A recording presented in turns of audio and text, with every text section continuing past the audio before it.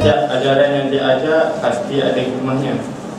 Walau bagaimanapun, ketika mana ajaran yang tidak dapat dilaksanakan atas sebab-sebab tertentu, maka di sana terdapat kelonggaran atau keringanan terhadap pelaksanaannya, ataupun terpanggil rukhsah, keringanan. Jadi Islam, ajaran Islam yang datang ni ialah antara tujuan dia ialah untuk menghilangkan kesusahan pada manusia. Islam ajar kita supaya tidak buat zalim. Tujuannya apa? Supaya tidak susah kita. Kalaulah Islam membenarkan kita buat zalim, maka kesian kepada orang yang zalim. Islam juga mengajar kita supaya tidak mencuri. Sebab apa? Sebab untuk mengelak, menghilangkan kesusahan-kesusahan. Kalaulah dibenarkan mencuri, maka tuan barang kesian. Dia kumpul-kumpul duit 10,000 beli motor, esok dia kena curi dengan harap. Kesian. Jadi Islam ni tujuan dia datang untuk menghilangkan kesusahan-kesusahan yang ada. Dan setiap ajaran yang diajar oleh Islam ada hikmah dia. Ada hikmah. Sama ada hikmah tu kita nampak ataupun hikmah tu kita tak nampak. Dan kita beribadat kepada Allah bukan kerana hikmah, tapi kerana Allah. Kalaulah kita beribadat kerana hikmah sahaja, jadi kalaulah kita tak nampak hikmah dalam satu ajaran tu, maka tak beribadatlah kita. Kalaulah contoh kita ni tak nampak hikmahnya kewajipan bersolat, kita beribadat kepada Allah kerana kita beribadat kerana hikmah, jadi pada waktu kita tak semayang, tak boleh. Tapi tinggi lagi, iaitu kerana Allah, maka hikmahnya akan datang. Dia sama seperti kalau kita letak gula dalam air, kalau kita tak nak manis pun akan ada manisnya. Sama lah seperti kalau kita beribadat kepada Allah, walaupun kita tak nak hikmah ataupun hikmah yang daripada perbuatan kita tu, tapi akan datang juga. Sama seperti kalau kita tanam pokok rambutan, rambutan akan tumbuh, dan rumput tepi-tepi akan tumbuh. Tapi kalau kita tanam rumput saja, akan tumbuh tak pokok rambutan? Tak tumbuh. Jadi kita tinggi, maka yang rendah akan ikut. Kalau kita matlamat kita yang rendah, maka yang tinggi kita akan dapat. Kita kena faham.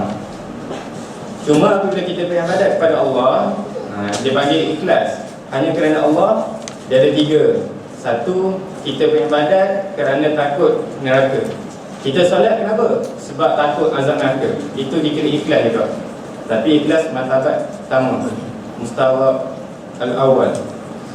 Yang kedua, kita beribadat kerana nak pahala, nak ke syurga. Yang ketiga, kita beribadat kerana nak keredaan Allah Ta'ala. Itulah setinggi-tinggi ikhlas, ataupun kita kata 100% sofi. Jadi kita beribadat kepada Allah kerana Allah, tidak sama dengan kerana cinta kepada Allah. Ada beza. Kita beribadat kerana cinta kepada Allah tak sama dengan kita beribadat kerana Allah. Sebabnya apabila kita menyebut cinta kita ni memberi tanpa meminta balasan. Jadi dia martabat yang terakhir, mendapat keredaan Allah Ta'ala. Kita nak Allah. Jadi kita memberi cinta, kita beribadat kepada Allah tanpa meminta balasan. Kita memberi cinta yang sebenar ialah cinta yang tidak meminta balasan.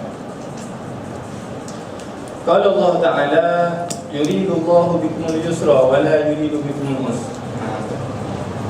Kali ini bertepatan dengan firman Allah Ta'ala. Tadi ada kata rukhsah dalam keringanan.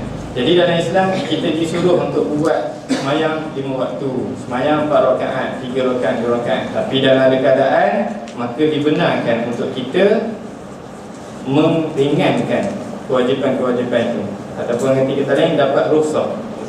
Bertepatan dengan ayat Quran, yuridullahu bikumul yusra wa la yuridu bikumul usra.